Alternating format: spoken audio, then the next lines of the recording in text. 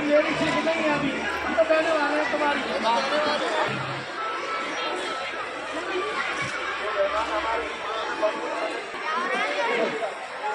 यहाँ एक आयोजक मंडल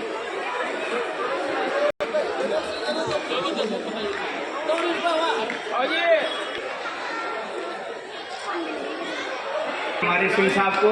और सबसे पहले मैं संपूर्ण जगत में सुख और शांति का संदेश देने वाले तथागत सम्यक संबुद्ध को मैं वंदन करता हूँ, नमन करता हूँ। और बौद्ध सत्य भारतीय संविधान निर्माता लोकतंत्र के संस्थापक बाबा साहब डॉक्टर बी.आर. अम्बेडकर को मैं वंदन करता हूँ, नमन करता हूँ। और राजनीति के मसीहा मानवत कांशीराम साहब को भी मैं वंदन करता हूँ, नमन करता हूँ। और बहुजन समाज में जन्मे ऐसे 150 महामानवों को भी मैं वंदन करता हूँ, नमन करता हूँ। और आज इस सिद्धार्थ इंटर कॉलेज के तत्वाधान में संविधान दिवस में ये कार्यक्रम ऑर्गेनाइज किया गया है, उस आयोजन समिति को भी बहुत बहुत धन्यवाद देता हूँ। और आज दूर से इस कार्यक्रम में शोभा बढ़ाई है जो पधारे सभी सम्मानीय अतिथि, सम्मानीय मंच और माता बहनों को मेरा हार्दिक मैं सादर जय भीम नमो बुद्धाय। तो दोस्तों, आज ये बहुत ही खुशी का माहौल है और मैं देख रहा हूँ कि लगातार बच्चों की प्रस्तुतियाँ लगातार हो रही है। इसका मतलब हमें ये समझना है कि वैसे तो कहा जाए आज का सब्जेक्ट बहुत बड़ा है, इसमें दिन भर भी बोला जाए तो भी कम है, क्योंकि संविधान दिवस के पावन अवसर पर और आज कल संविधान दिवस भी है, तो हमें दो बातों पे मैं ज़्यादा जिक्र नहीं करूँगा, लेकिन दो बातों पे मैं संक्षिप्त में बात कहना चाहूँगा कि ऐसे हमारे कितने लोग हैं जो संविधान को जानना चाहते हैं। मैं कृपया उनसे हाथ जरूर ऊपर करवाना चाहूँगा जो हमारे कितने ऐसे लोग हैं जो संविधान को जानना चाहते हैं। Thank you. देखिए, दूसरा मेरा पॉइंट है कि संविधान को जानना जरूरी है और उस संविधान को मानना भी जरूरी है, क्योंकि जब तक हम जानेंगे नहीं तब तक मानेंगे कैसे। तो संविधान के बारे में हमें जानकारी होना बहुत जरूरी है। जानने के लिए सबसे पहले हम उस पर, क्योंकि जानना क्यों जरूरी है, क्योंकि हमारे विश्व के प्रसिद्ध महानतम बाबा साहब डॉक्टर बी.आर. अम्बेडकर के द्वारा वो लिखा हुआ संविधान है जो आज वर्ल्ड लेवल पर सबसे वैध संविधान की गिनती में माना जाता है। आज हमारे बीच में वो मसीहा नहीं है, लेकिन हमारे लिए एक संविधान छोड़ के गए हैं, उस पर हमें जरूर जानना है, क्योंकि संविधान को जानने से ही हमारे जीवन में उद्धार होगा, कल्याण होगा। और आज हम जो भी हमारा संविधान पूर्ण से लागू हुआ नहीं है, कुछ ही क्षण मात्र लागू हुआ है, लेकिन उसके माध्यम से भी हमको आज इतनी प्रगति और उन्नति जो हुई है आज संविधान की बदौलती है। क्योंकि मैं जानता हूँ कि संविधान वो शक्ति है, वो ताकत है कि यदि किसी ने अक्षर से यदि उसका पालन कर लिया तो मैं वास्तव में कहता हूँ कि वो बहुत एक लाइफ, लग्जरी लाइफ और एक अच्छी सच्चे इंसान की जिंदगी जी सकते हैं। तो हमें जरूर संविधान को जानना है। जानने के लिए मैं साथियों से ये गुजारिश करता हूँ, देखिए सबसे पहले हमें संविधान को पढ़ना है और पढ़ने के लिए हमारे पास हर घर में संविधान होना भी बहुत जरूरी है। ऐसे कितने साथी हैं जिनके घरों में संविधान होगा? चलिए, बहुत बढ़िया, थैंक यू। लेकिन जिन साथियों के घर में अभी भी संविधान नहीं है, आज ये संविधान के दिवस के पावन अवसर पर ये संकल्प लेके जाएं, क्योंकि हमारा सबसे महान और पवित्र धर्म ग्रंथ वही है और आज उनके माध्यम से यदि हमारे घर में संविधान होगा तो हम उसे पढ़ेंगे भी।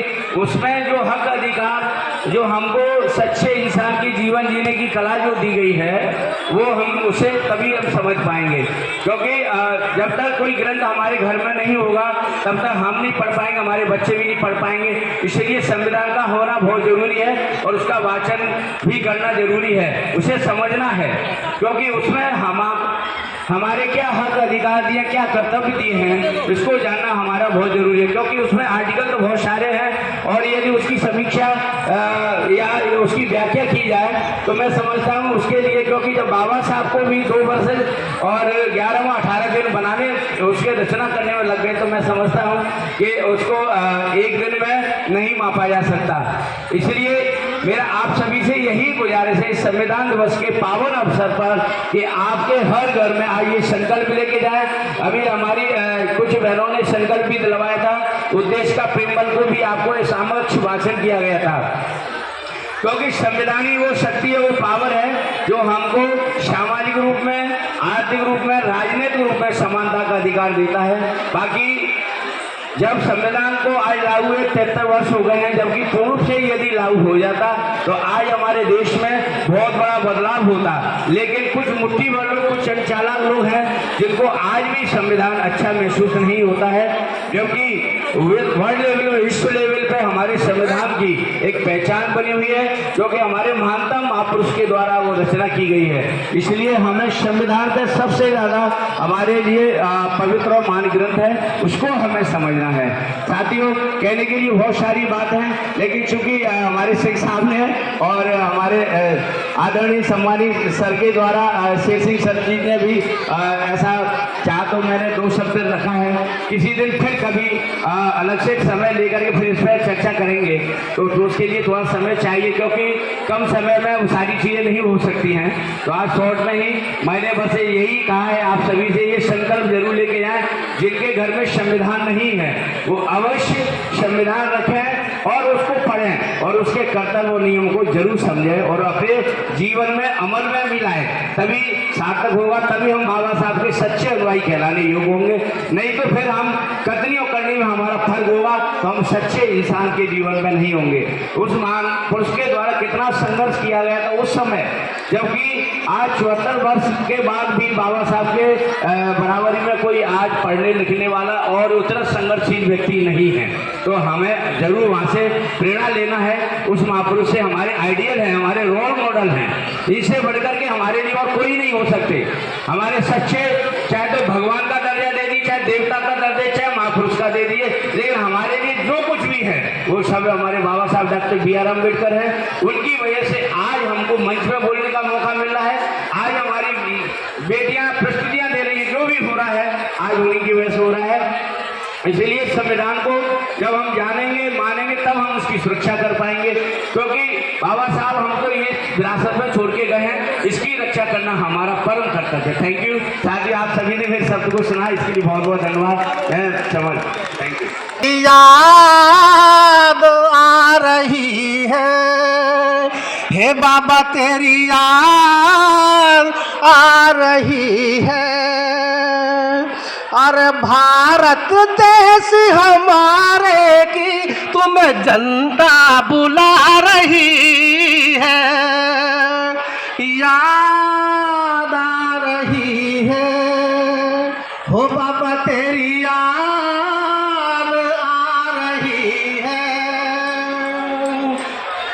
अरे चारों तरफ अंधेरा न रास्ता पा रहा है, चारों तरफ अंधेरा न रास्ता पा रहा है, न्यायालयों में भी अब सही न्याय नहीं रहा, याद आ रही है, हे बाबा तेरी याद आ रही है,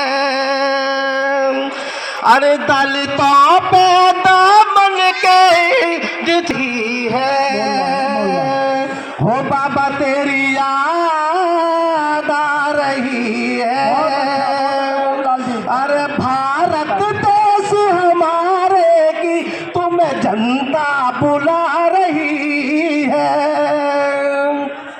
अरे याद आ रही है, अरे माँ बहन बेटी का यहाँ सील लुट रहा है, अरे माँ बेटी बहन का मानवता का भी इनसे विश्वास उठ रहा है, कभी पालिया करके बसावो नैया बही जा रही है जिया।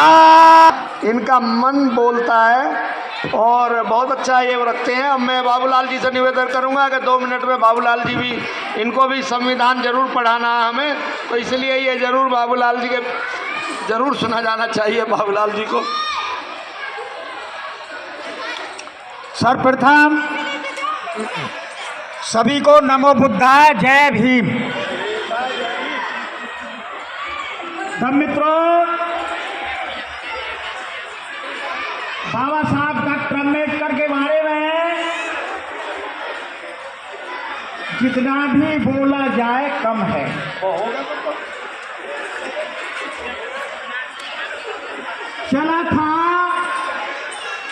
चला था जब मैं जानिबे मंजिल,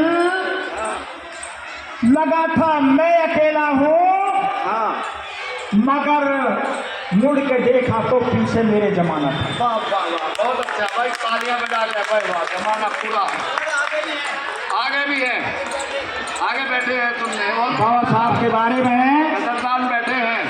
बाबा साहब डॉक्टर अम्बेडकर ने कहा, अरे मेरे पिछड़ों, दलितों, गरीब निर्धन भाइयों, मेरा अनुसरण करो, इन छोड़ दो आडंबर और पाखंड की दीवारों को, शिक्षा ग्रहण करो। वाह वाह, और शिक्षा बहुत आनंद देगी, और शिक्षा वो शेरनी का दूध है, जितना जो पिएगा उतना ही दहाड़ेगा। और ये बाबा साहब का 15 अगस्त सन 1947 को भारतवर्ष आजाद हो गया, और यह व्यवस्था बनाई गई, इस देश को चलाने के लिए कॉन्स्टिट्यूशन कमेटी का गठन किया जाए। गोपाल कृष्ण स्वामी अय्यर थे, कृष्णा स्वामी अयंगर थे, और बीएन मित्रा थे, और डीपी खेतान, बहुत, और बाबा साहब डॉक्टर अम्बेडकर को चेयरमैन बना गया। जब समिति बन गई, समिति की बैठक शुरू हो गई, पहली बैठक में ही बीएन मित्रा जी ने इस्तीफा दे दिया। जब वो देखा इतना बड़ा काम, इतना बड़ा समय देना पड़ेगा, पहली मीटिंग नहीं बीएन मित्रा की, बीएन राव विदेश चले गए, डीपी खेतान की डेथ हो गई। मोबाइल नंबर लिख लो, इनका मोबाइल नंबर। हाँ लिख लो। कितना बड़ा काम, कागज ले लो ना, जो सुन रहे हैं 72, कितना बड़ा काम। और संविधान सभा की 40 बैठक हुई, 40 बैठकों में अब आप स्वयं समझियो, जब इन लोगों ने कोई सहयोग नहीं दिया और इनके स्थान पर कोई नियुक्ति भी नहीं हुई। एक सीताराम भट्टाचार्य जी को नियुक्ति की गई थी, लेकिन उन्होंने भी कह दिया कि मेरे बस की बात नहीं है, कि ये मुंशी थे, वो घरेलू कार्य में लगे रहे, अपने बच्चों के झगड़े में लगे, किसी का कोई सहयोग नहीं। बाबा साहब डॉक्टर अम्बेडकर ने, अब आप लगाइए 18-20 घंटा बैठ करके संविधान कॉन्स्टिट्यूशन का प्रारूप बनाया, और जो भी 315 उस समय अनुसूची थी, और 315 धाराएं थी और 8 अनुसूची थी, जो भी कोई भी अगर दिक्कत आती थी या कोई बात, तो बाबा साहब दूसरे देशों का कॉन्स्टिट्यूशन इकट्ठा उन्होंने किया था, उसको उसमें देखते थे और उसको पढ़ते थे, फिर उसको उसमें रेक्टिफाई करते थे, संशोधन करके जब उसको करते थे। थोड़े से जब इतना बड़ा काम बाबा साहब डॉक्टर अम्बेडकर ने किया, तो सीताराम भट्टाचार्य और आपके जो कामत जी जो ये बोले कि वास्तव में हम डॉक्टर अम्बेडकर का ज्ञान का लोहा मानते हैं, और जवाहरलाल नेहरू ने जो उस समय प्रधानमंत्री थे, ये कहा बाबा साहब का ज्ञान और बाबा साहब की जो अनुभव और बाबा साहब की मेहनत मैं भूरी भूरी प्रशंसा करता हूँ। ये उस समय जो 26 नवंबर को संविधान सौंपा था, तो 25 नवंबर को उसमें भाषण हुआ था और उसमें बाबा साहब डॉक्टर अम्बेडकर को सराहनीय doctor Rajendra Prasad constitution committee का चेयरमैन बनाने की जो निर्णय लिया है वो वास्तव में सटीक और उचित था और मैं इनकी भूरी भूरी प्रशंसा करता हूं। और ये राष्ट्र जैसा बाबा साहब डॉक्टर अम्बेडकर ने काम किया है, ये राष्ट्र डॉक्टर अम्बेडकर का सदैव रेडी रहेगा, कृतज्ञ रहेगा। कुछ बता सकता हूँ कॉन्स्टिट्यूशन के बारे में और जो है आप जो आयोजन है इन्होंने मुझे समय दिया, मैं आभार व्यक्त करता हूँ। कभी समय मिलेगा तो आपके सामने फिर बताऊँगा बात। बहुत बहुत धन्यवाद। अगले समय में इनको पूरा 1 घंटा इनका देर से बैठे हैं और सभी साथी और बाबा हमारे जो कहूँ हमारे स्तंभ आदरणीय मुख्तार सिंह जी इस उम्र में हमें साथ दे रहे हैं, इनका सबका हार्दिक अभिनंदन स्वागत है। और हमारे बीच में हमारे कॉलेज के प्रबंधक आदरणीय श्रीमान कल्याण सिंह जी डिप्टी एसपी साहब ने पूरा सहयोग दिया और योगदान दे रहे हैं। हमारे यहाँ जो आपके संज्ञान में ले आए कि यहाँ से 40 लड़के तो पहले सर्विस में सेलेक्ट हो गए और इस साल भी 4 बच्चे सेलेक्ट हुए हैं। ये जो ट्यूशन करा रहे हैं, कोचिंग करा रहे हैं कल्याण सिंह जी, बहुत महत्वपूर्ण कार्य करा रहे हैं। इनके सहयोग से अब ये चल रहा है। क्यों बीच में पहले हमारे बीच में चंद्रशेखर जी थे, वो कोमा में चले गए। अब मैं कल्याण सिंह जी से भी निवेदन करूंगा कि 2 मिनट आकर के आप जरूर कह दें। हो गया?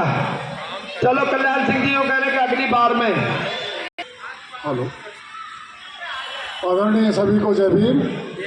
मेरा भाषण नहीं, आज आपसे सबसे निवेदन है कि बाबा साहब का जो पहला सूत्र है शिक्षित बनो, इसे आप रिटायर्ड हो चुके हैं, खाते पीते लोग हैं, अब समृद्धता है, अब आप शिक्षित करो वाले उसमें बदल दीजिए। जितने शिक्षण संस्था हैं उनमें अपना योगदान दीजिए किसी भी तरह। अगर आप रिटायर्ड टीचर हैं तो पढ़ाइए, अगर आप कोई और काम करते हैं उस तरह से उसको प्रवीण करिए। बच्चों के साथ पेरेंट टीचर मीटिंग्स में इकट्ठा करिए। मोहल्लों में, क्योंकि आपके बच्चे सब कॉन्वेंटेरियन हो गए, आप मोहल्लों में जाके बच्चों को पढ़ने के लिए प्रेरित कर सकते हैं। इस स्कूल को बढ़िया चला सकते हैं, इसका स्तर बढ़ा सकते हैं। तो आपको हम लोग जब पढ़े थे वो सब स्कूल कॉलेज बनियों के थे, रतन मुनि जैन, कहीं आप इसे गाजियाबाद में भी 8-10 कॉलेज है, सब बनियों के संगठनों के। आपका संगठन ये आपको मिला है, बाबा इतने चले गए लेकिन आपको एक ऐसा स्थान दे गए। इस स्थान को बढ़ाने के लिए जो आप महत्वपूर्ण योगदान कर सकते हैं और इस संस्था को बढ़िया कर सकते हैं, जी आपके पास नॉलेज है, खजाना, और आपके पास सहयोग देने के लिए समय है। आफ्टर रिटायरमेंट आप समय दे सकते हैं। बस मेरा आपसे यही निवेदन है, अर्थ के साथ साथ और सहयोग भी होते हैं, सामाजिक सहयोग, वो आप दें। और शिक्षा के जो बाबा साहब का शिक्षा का आंदोलन है, इसको ही बस पकड़ लें, हमारा समाज अपने पैरों पर खड़ा हो जाए। धन्यवाद। जय भीम, जय भारत। ओजस्वी कविता के लिए मैं अनुरोध करूंगा, राम सिंह जी तुरंत आए मंच पर। राम सिंह साहब जो बहुत बड़ा अच्छा स्कूल चलाते हैं और हम भी इनसे प्रेरणा ले रहे हैं, मगर हम अभी प्रयास में हैं। इनका तो बहुत बड़ा योगदान है। ऐसा ओजस्वी कविता सुनाएंगे कि मंच जो है एकदम से गदागद हो जाएगा। हेलो, आ गया।